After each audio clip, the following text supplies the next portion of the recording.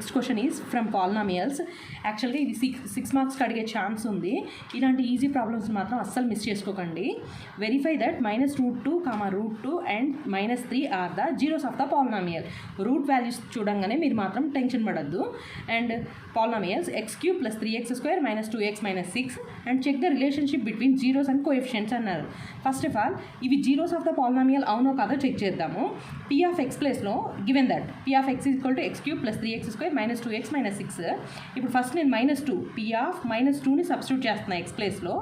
-√2 whole cube plus 3 into -√2 whole square -2 into -√2 -6. Here ఇక్కడ ఇది 2√2 అవుతుందండి. ఎందుకు అనంటే ఇక్కడ √2 అనేది 3 టైమ్స్ ఉంది. అంటే √2 into √2 into √2.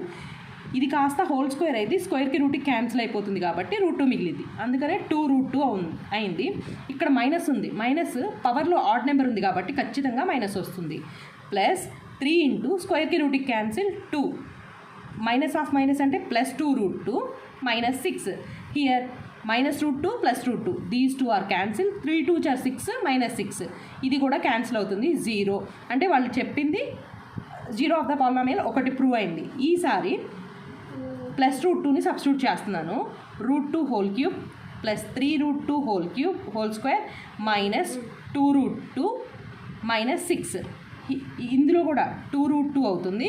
Plus 3 into 2 6 -2√2 -6. Same ఇవి రెండు కూడా క్యాన్సిల్ అవుతుంది 0 అయింది. ఈసారి మనం -3ని సబ్స్టిట్యూట్ చేయాలి. p(-3) -3 whole cube plus 3 into 3 square -3 square plus 2 into -3 -6. 3 times of cube అంటే 27. A27 -27. అండ్ ఇక్కడ ఈవెన్ పవర్లో ఈవెన్ ఉంది కాబట్టి ప్లస్సే అవుతుంది. +27 3 2 +6 అండ్ -6. ఇవి కూడా క్యాన్సిల్ అయితే మనకి 0. అంటే వాళ్ళు చెప్పిన రిలేషన్ అనే first of all zeros of the polynomial అనేది ప్రూఫ్ అయింది. ఇప్పుడు మనం అడిగింది ఏంటి? రిలేషన్ అడిగాడు. రిలేషన్ ఎట్లా అడిగాడు? కోఎఫిషియెంట్స్ తోటి అడిగాడు. అంటే మనకి ఇచ్చిన ప్రాబ్లంలో ఇది క్యూబ్ ఉంది కాబట్టి మనకి ఆల్ఫా, బీటా, గామా అంటే 3 వాల్యూస్ ఉంటాయి. మనకు ఆల్ఫా ఎంత ఇచ్చారు? -√2 ఇచ్చారు. బీటా ఎంత?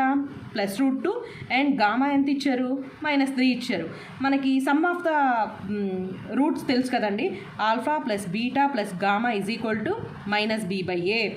ఈ ప్రకారంగా ఆల్ఫా అంటే -√2 +√2 -3 ఇచ్చిన ఈక్వేషన్లో -b అంటే -3/1 అంటే x² యొక్క కోఎఫిషియంట్ x³ యొక్క కోఎఫిషియంట్.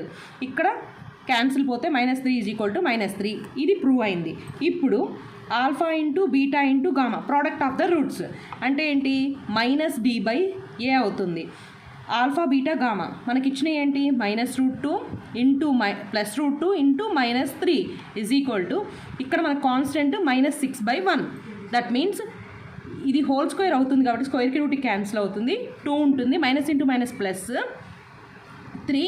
సో -6 కదా, ఇది కూడా +6 అయింది. 6 = 6. ఇది కూడా ప్రూఫ్ అయింది.